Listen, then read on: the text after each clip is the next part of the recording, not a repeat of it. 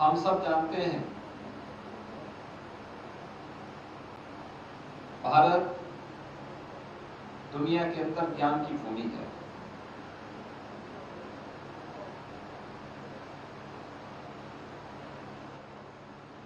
वेदों की परंपरा उसका साक्षात दर्शन कराती है।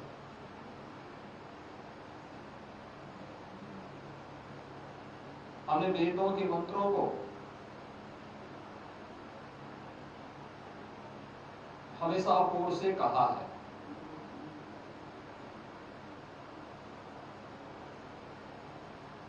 वेदों के मंत्र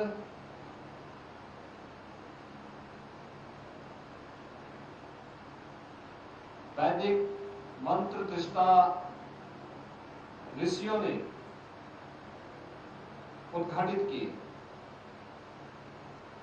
वे अपने आप को मंत्र दृष्टा तो कहते हैं, मंत्र सृष्टा नहीं।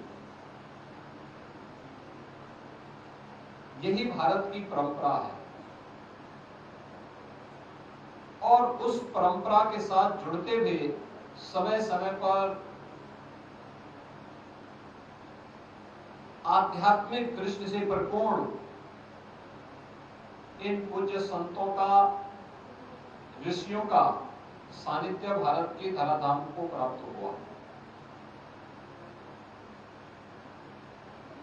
भले ही हम लोगों ने उसे अलग अलग मार्ग माना हो,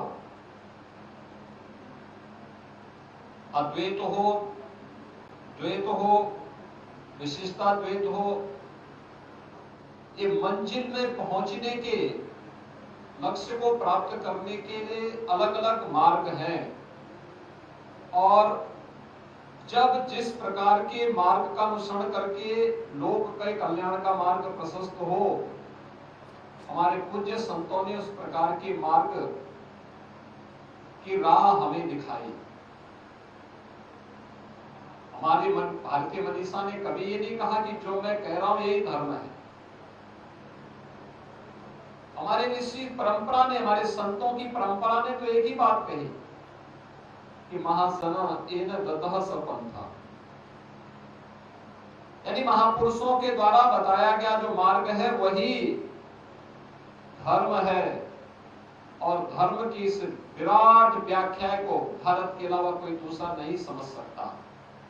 और इसीलिए तो भारतीय मनीषा इस बात को कहती है, एकम सद विप्रा बहुधा वदंती, यानी सत्य एक है, विद्वान लोग उसको अलग अलग प्रकार से उसकी व्याख्या कर सकते हैं, मार्ग दिखा सकते हैं, लेकिन मंजिल तो एक ही होगी।